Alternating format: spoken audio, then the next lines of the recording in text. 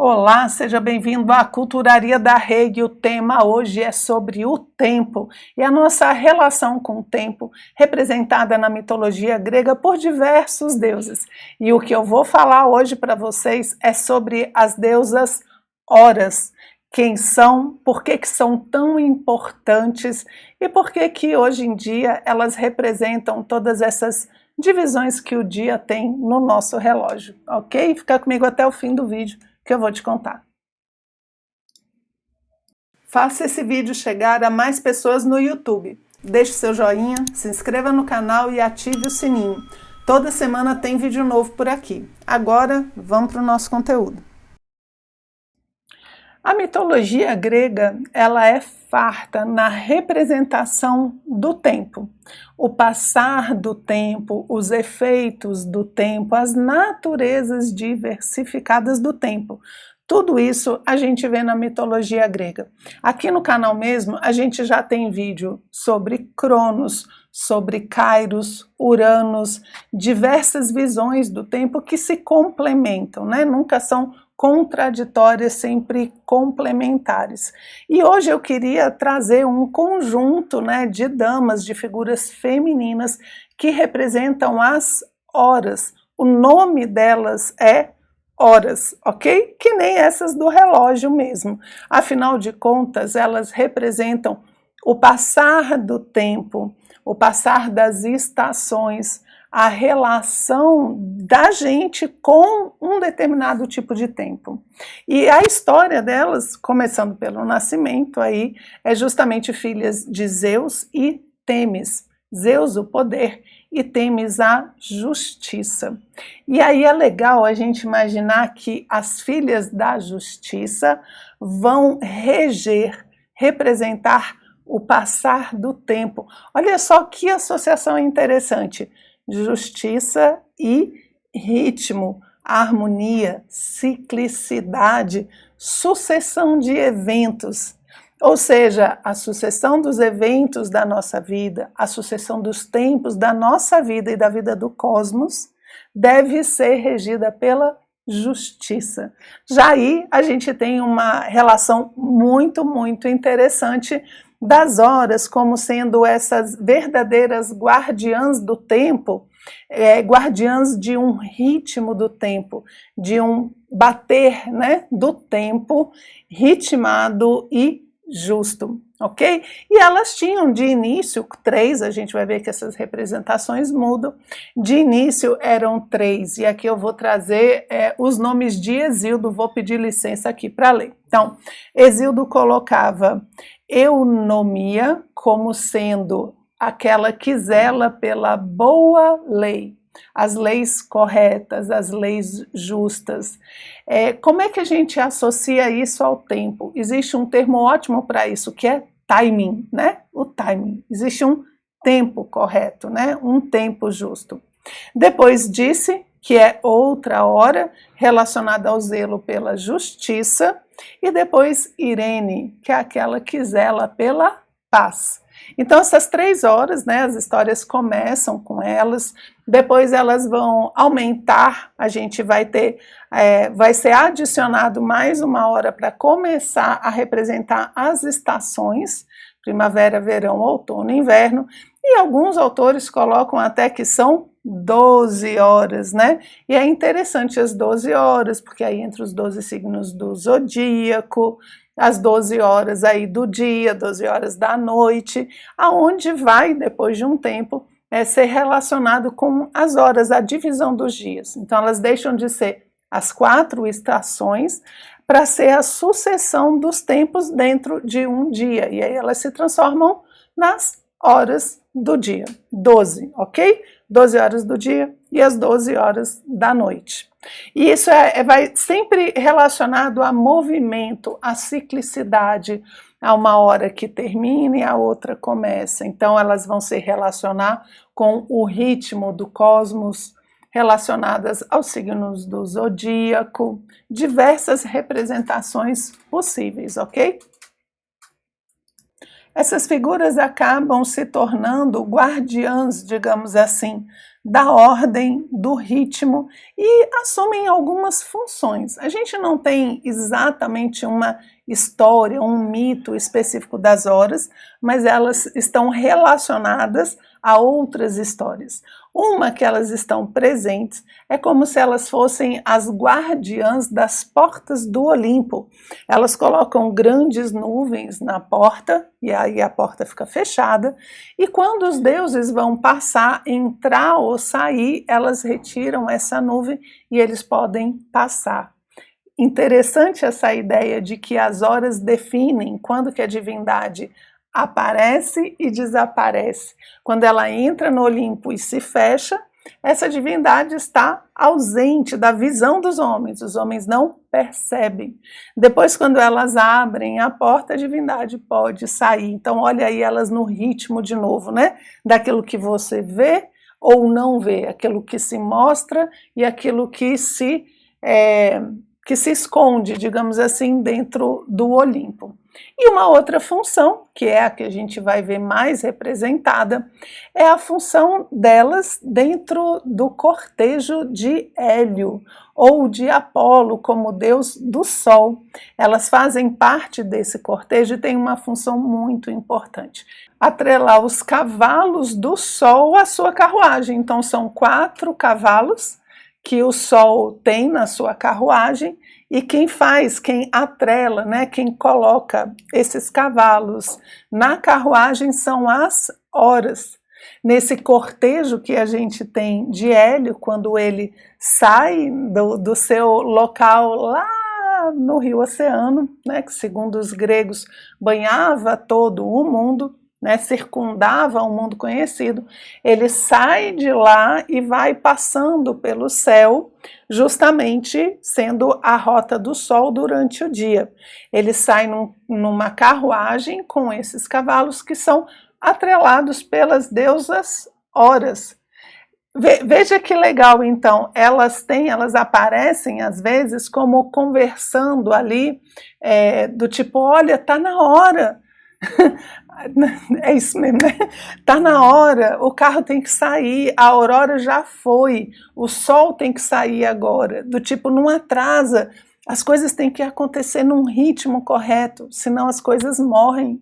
Imagina se o sol atrasa, imagina se o sol não nasce, não chega no seu ápice, porque as horas atrasaram nessa sua função de colocar os cavalos atrelados à carruagem do deus Hélio. Olha só que interessante.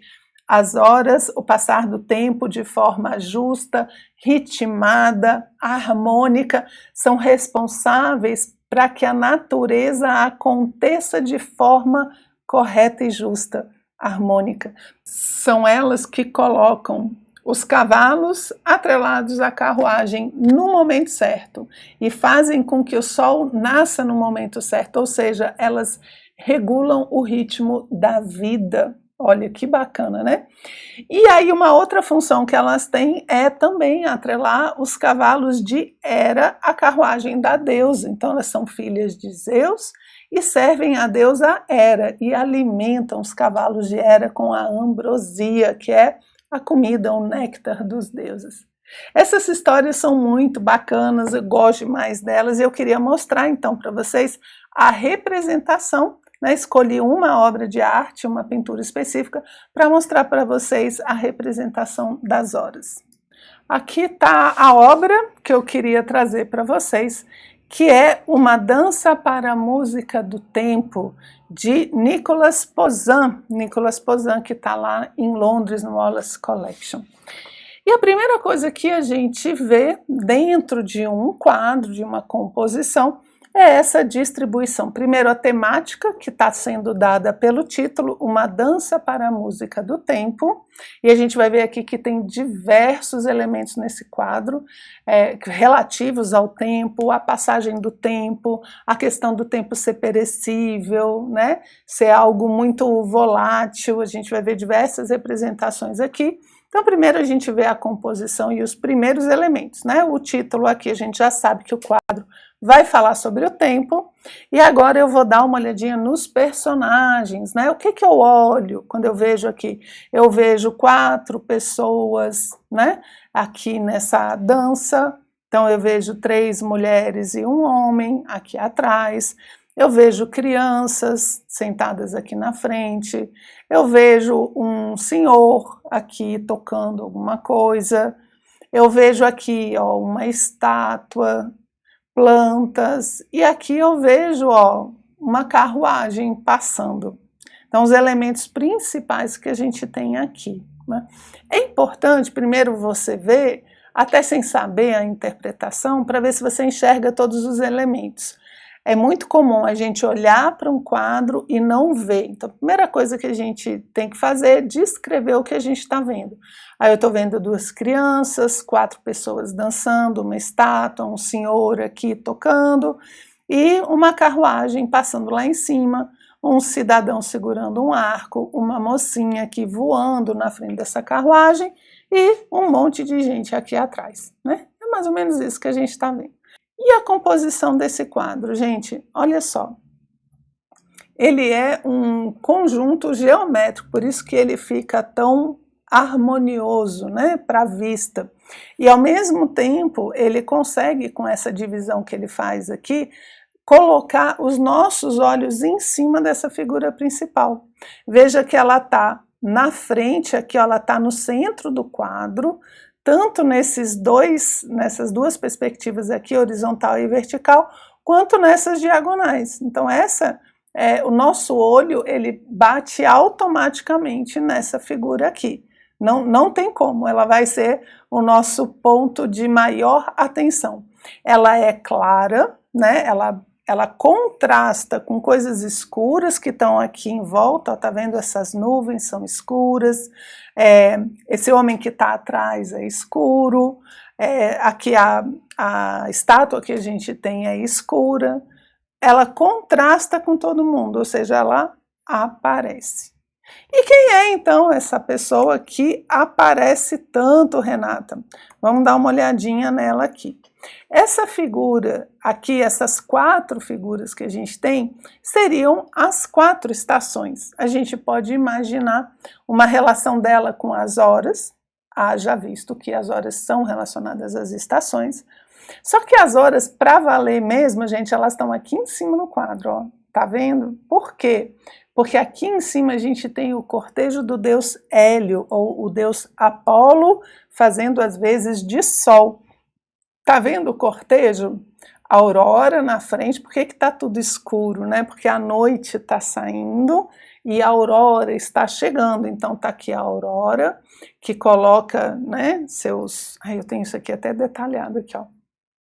Que vai jogando como se fossem brilhos, ou então as gotas ali do orvalho da manhã, tá? Ela abrindo o caminho.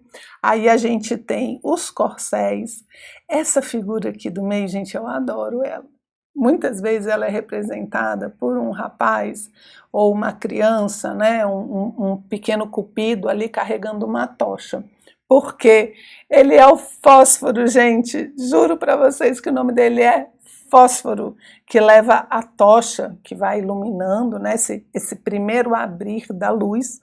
Aí depois tem Apolo, como o Hélio, levando o que seria o zodíaco, né, esse círculo, falando do dia, que está sempre indo e vindo, e também como sendo uma representação da abóbada mesmo, né? Ele faz uma espécie de um círculo. Então, o movimento que essa figura traz fala muito justamente do movimento do Sol durante o dia, que a gente percebe. E aqui atrás, quem estão? As horas, né? Porque elas vão atrás, é como se fosse a aurora abre, o Sol traz a vida e as horas organizam para que tudo esteja dentro do ritmo, para que esse caminho que o Sol percorre durante o dia seja ritmado, aconteça de forma justa, pacífica, correta, ritmada, harmoniosa, ok? Então, muito da harmonia do cosmos depende das horas, beleza? Então vamos dar uma olhadinha mais aqui. O que a gente tem? Olha só, nessa estátua a gente tem o deus Jano. Deus Jano é que dá o nome a janeiro, né? O primeiro mês do ano. Ele abre os ciclos e ele é um deus que tem duas cabeças. Uma olha para frente, a outra olha para trás. Uma é jovem, olha para frente, e a outra é mais velha e olha para trás, como sendo passado e futuro, né? O passado dando a base para o futuro, e ele era o deus das portas, né? Que abria as portas, abria os ciclos, então tem tudo a ver, ele está aqui nessa pintura. É uma estátua de pedra que fala de permanência, e em volta dela ela tem como um colar de flores que fala da impermanência. Então é interessante como ele junta esses dois elementos aqui, né? A permanência da pedra e a impermanência desse cordão, né, de flores. Embaixo a gente vai ter dois anjinhos, certo? Um aqui soltando bolinhas de sabão. Gente, não preciso nem dizer o que isso significa, né? A vida é uma bolinha de sabão, uma bolhazinha de sabão que, puf, ela vai, né? Ela tá lá, linda, maravilhosa, de repente, né? É isso. E desse outro lado aqui a gente tem também um pequeno cupido com uma ampulheta, ou seja, a passagem inexorável do tempo, né? Que ele está sempre ali escorrendo pelas mãos. Então, olha o tanto de elemento relacionado ao tempo que essa pintura tem. E quem que é esse aqui? Esse daqui você já sabe quem é. Vou até deixar o cardzinho aqui em cima. Quem que é esse cara? Cronos, né? Tá aqui o deus Cronos, tocando, né? Não deixa de ser um Apolo, tocando para que eles dancem. E é legal porque as horas, gente, elas estão sempre dançando, porque a dança é movimento. E movimento é tudo que as horas estão harmonizando. Elas estão sempre ajustando a dança, o movimento da vida, né, manifestada. E aqui, nesses quatro personagens, a gente tem algumas interpretações, certo? Eu trouxe uma que eu achei interessante, que fala das quatro estações e de quatro faces, né, da vida manifestada. Então, a primeira face, ela seria a pobreza, que é o início, quando as coisas não existem. Tá ela aqui, uma roupa simples, né? Sem muita, né? sem frufru nenhum, ela tá descalça, enfim. Ela é como se fosse uma terra nua, sem nada ainda, que você olha e você fala, meu Deus, morreu tudo aqui. E na verdade, o que você precisa fazer? Você precisa trabalhar, né? Você vai trabalhar essa terra. Essa terra aqui, então, ela pode ser representada como a primavera, que ela está começando, né? As coisas vão começar a nascer. E aí você trabalha essa terra durante quem? Durante o verão, né? Trabalho, trabalho, trabalho, para que depois venham os frutos, né? Que no outono você possa colher os frutos e depois saborear, no inverno, saborear esses frutos.